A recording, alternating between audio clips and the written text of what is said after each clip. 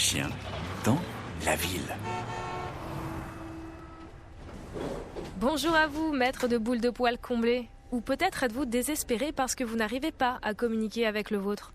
En tout cas, quoi qu'il en soit, je suis ravie de vous retrouver pour un nouveau numéro d'un chien dans la ville. On va découvrir ensemble aujourd'hui un autre témoignage, une autre histoire d'amour un peu, si on peut dire, d'une rencontre d'une vie.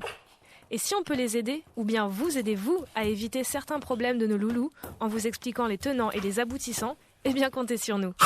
Oui, parce que quand je dis nous, je parle aussi de lui là, alias dent tranchante quand il s'agit de batailler pour un bout de jambon qui traîne. Bref, vous l'avez compris, Youpla n'est jamais loin s'il y a du lard dans l'histoire. Les bonnes moelles. On le rappelle, pour toi qui nous rejoins en route, un chien dans la ville, c'est ton moment de duo maître-chien qui met en lumière ton quotidien, tes joies et aussi tes galères d'habiter en ville avec ton canidé préféré.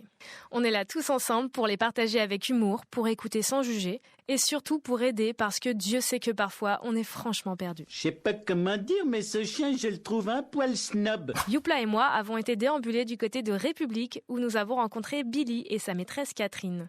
Bon, il a fallu mettre les points sur les i avec Youpla au début de l'interview et je peux vous dire, vous sentez la maîtresse fière là, qu'il a plus moufté après. Après cette petite mise au point, on a enfin pu écouter notre duo du jour.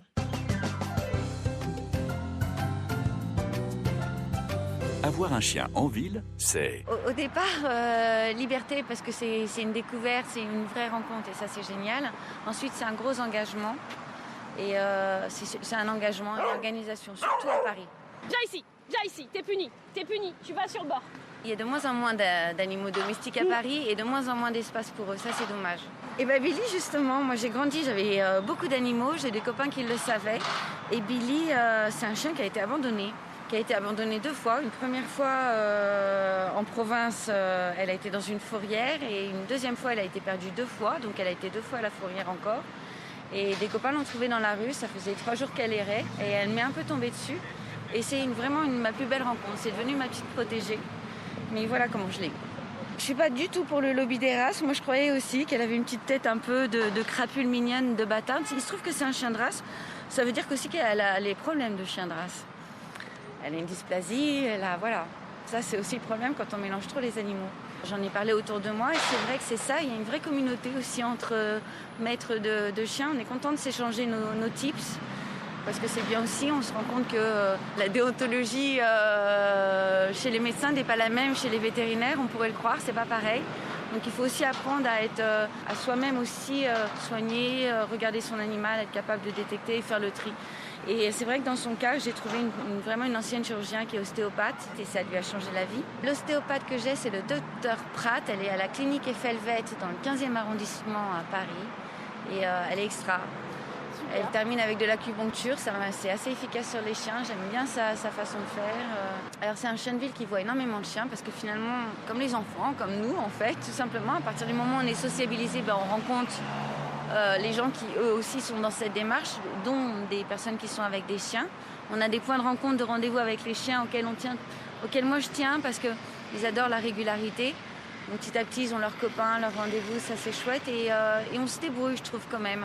Avec des bouts de ficelle, on se met dans des petits coins, on est peut-être chassés, mais en étant discret parce que on les connaît, on arrive à trouver des solutions pour qu'ils évoluent ensemble, quoi. En fait, chaque arrondissement a son spot à chien. Moi, j'ai pas mal de spots parce qu'on bouge beaucoup. Mon spot ultime, le spot de tous les spots, en fait, c'est plus pour l'endroit. C'est à Montreuil, il y a un parc, du coup, qui est à 4 stations de chez moi, c'est direct. C'est moins loin que d'aller en forêt. Et à Montreuil, il y a des petites assos, on mange pour une bouchée de pain le week-end, donc c'est très sympa. Et là, il y a une grande plate-bande, on peut se balader, il y a un petit lac.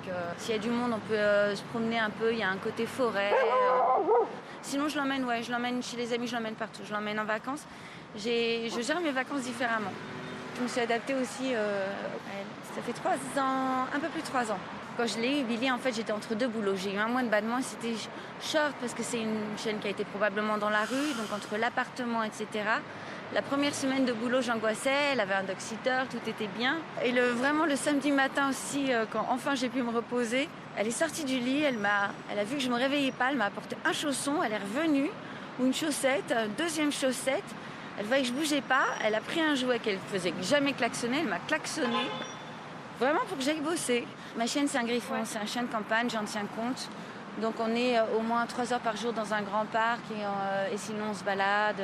Un chien en ville est excellent mais même pour la santé mentale, la santé physique. Ça vous apporte beaucoup de choses. C'est un chien qui vous donne sa confiance éternelle et entière. Et c'est un bel échange. Billy, la petite chienne des rues, a eu de la veine. Ou peut-être que c'est sa maîtresse Catherine, qui sait ? Bon, parlons peu, parlons bien. La dysplasie de cette petite chienne est un vrai fléau chez nos amis les bêtes. Pour ce qui est de l'acupuncture chez les chiens, je ne savais même pas que ça existait. Je suis un peu sceptique, mais si ça marche, j'irai tout de suite inscrire le mien pour traiter son addiction aux tartines. Mais moi, les dingues, je les soigne. La Minute Veto. Notre super veto, Thierry Bedossa, merci d'être avec nous pour nous éclairer sur ce sujet qui reste encore une vraie source d'inquiétude chez nos compagnons. Pour rappel, Thierry Bedossa, vous êtes vétérinaire spécialisé dans le comportement de nos animaux. Vous exercez à la clinique du Pont de Neuilly qui assure un service 24 heures sur 24 pour les urgences vétérinaires, des fois que ceux qui nous écoutent cherchent un jour en urgence des héros pour intervenir. Vous êtes aussi à l'école vétérinaire de Maison-Alfort où vous transmettez aux futures générations de vétos ce que vous savez et surtout, vous portez à bout de bras votre refuge AVA, qui est une association pour aider les vieux animaux. C'est l'un des refuges les plus grands de France et vous et vos bénévoles vous les sauvez de l'euthanasie. Si vous souhaitez les aider, c'est avarefuge.fr. Merci d'être là aujourd'hui pour nous parler de ce fléau, la dysplasie de nos compagnons. On vous écoute, c'est parti. Quand on parle de dysplasie, en fait, on qualifie la mauvaise conformation d'une structure articulaire. Les chiens de race, c'est vrai, sont massivement affectés par de mauvaises conformations de leurs épaules, de mauvaises conformations de leurs coudes, de mauvaises conformations de leurs hanches et de plus en plus, hélas, de mauvaises conformations de leurs genoux. Pourquoi ? Parce que les chiens de race sont sélectionnés sur leur apparence. Et pour être sélectionné sur l'apparence, eh bien parfois il faut faire de mauvais compromis avec les règles du vivant et avec une apparence qui plaît vient aussi de mauvaises conformations, des articulations des épaules, des articulations des coudes, des articulations des hanches, des articulations des genoux. Donc la première manière de faire face à la dysplasie, c'est tout simplement de moins focaliser sur leur apparence. Bien sûr, on reste libre de nos goûts, mais d'un autre côté, il faut être bien conscient que ces sélections vers vraiment des apparences de plus en plus contrôlées se paient par l'émergence de très nombreuses maladies héréditaires. Et donc, la première chose, c'est donc de ne pas être régi que par des objectifs sur l'apparence du chien de race qu'on acquiert. Plus les éleveurs font une sélection qu'ils qualifient de rustique, c'est-à-dire moins ils sont absolument à la poursuite des récompenses obtenues en concours de beauté, et ils sont capables de montrer à l'acquéreur du chien de race, du chiot de race, que les parents, les grands-parents, les cousins, les arrière-grands-parents sont indemnes de maladies tout au long de leur vie. Donc ça veut dire pouvoir échanger avec le vétérinaire qui a pris soin de tous ces individus. Et bien plus on sait que voilà, on s'adresse à un éleveur qui fait une bonne sélection, basée non pas seulement sur l'apparence physique, mais aussi sur la rusticité, l'absence de maladies tout au long de la vie. Aucune organisation d'éleveurs pour le moment n'incite les éleveurs à faire de la sélection sur la bonne santé tout au long de la vie. Toutes les associations d'éleveurs pour le moment n'incitent les éleveurs que à faire de la sélection sur l'apparence. C'est très très dommage parce qu'aujourd'hui avec les bases de données centralisées, le cloud, c'est tellement facile de collecter des données et de les rendre accessibles à tous. L'interdiction, l'intolérance face à la divagation des chiens, elle est très récente. Elle date de quelques dizaines d'années seulement. Auparavant, quand les chiens étaient libres de divaguer, tout le monde pouvait se procurer un chiot issu d'une portée qui était née chez le voisin. Aujourd'hui, tout a été marchandisé. On fait tout pour que quelqu'un qui veut un chiot n'ait comme seule alternative que d'aller l'acheter et d'obtenir un chien de race. Donc même dans les campagnes aujourd'hui, c'est beaucoup moins fréquent que naissent des portées qu'auparavant, même si, Dieu soit loué, il reste encore des chiens qui sont libres de se comporter. Eh oui, je suis bien d'accord avec Thierry. Race ou pas race, cette marchandisation du vivant, pour reprendre vos termes, a pour conséquence catastrophique ce type de malformation. Alors ok, c'est vrai, on ne va pas se le cacher que c'est pratique les races. C'est mignon, on sait vers quoi s'orienter. Même moi, avant Youpla, je me disais « Ah ouais, c'est vrai que c'est chouette, c'est sympa les bulldogs. Ah, les boxers sont vraiment des chiens géniaux. » Alors oui, notre société est vraisemblablement régie par cette suprématie de la race. Et en effet, si on se penchait davantage sur les antécédents de nos compagnons en s'obstinant moins sur l'esthétique, ou tout du moins en croisant ces deux facteurs, on éviterait beaucoup de problèmes. Mais bon, une fois que la malconformation est là, on réagit comment ? Une fois qu'un chien est mal conformé, il faut savoir que si on suit attentivement son développement, eh bien, on va se rendre compte assez vite qu'il est mal conformé parce que on va se rendre compte qu'il a une démarche bizarre, on va se rendre compte que dès qu'il fait des efforts, il a mal ou il boite, on va se rendre compte dès qu'on lui fait un examen clinique qu'il est anormalement musclé, que son développement musculaire est insuffisant. Donc, il y a beaucoup de choses, si on est très vigilant et attentif et bienveillant, qui nous mettent sur la piste d'une mauvaise conformation très tôt dans le développement. Et le plus tôt on se rend compte qu'une articulation est mal conformée, le plus on peut agir. C'est très important. Plus l'anomalie de conformation, plus la dysplasie est détectée précocement, plus on peut agir efficacement sur elle. Plus sa correction est précoce, moins elle fera appel à des matériaux externes, des prothèses, plus elle fera appel tout simplement aux matériaux déjà en place. Et il suffira pour les chirurgiens de, je simplifie à l'extrême, de corriger les angulations. Plus c'est détecté précocement, plus ce sera corrigé sans utiliser d'implants, de matériaux non biologiques, de matériaux non organiques.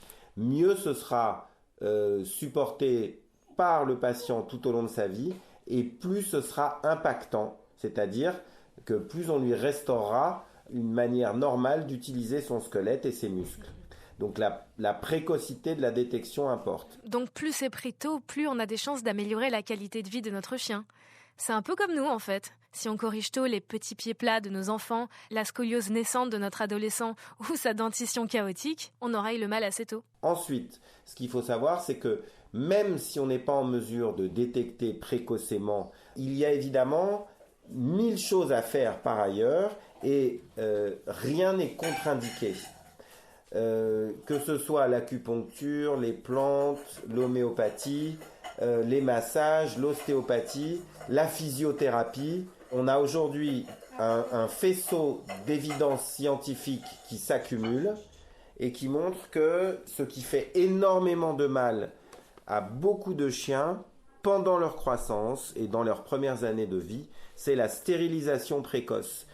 On a aujourd'hui de plus en plus d'évidences scientifiques qui montrent que les chiens de taille moyenne, grande, voire de race géante, auront tout au long de leur vie beaucoup plus d'affections orthopédiques s'ils sont stérilisés précocement. La stérilisation précoce va avoir un impact très négatif sur le développement du squelette, sur le développement de la musculature, sur le développement des tendons, sur le développement des ligaments. Donc si vous voulez que vos chiens aient la meilleure conformation possible, si vous voulez qu'ils aient des os solides, si vous voulez qu'ils aient le meilleur développement musculaire possible, stérilisez-les, si vous tenez absolument à les stériliser, le plus tard possible, à partir de l'âge de 3-4 ans. Eh bien, la petite Billy, qui, je le rappelle, a été trouvée dans la rue, n'a malheureusement pas eu cette chance.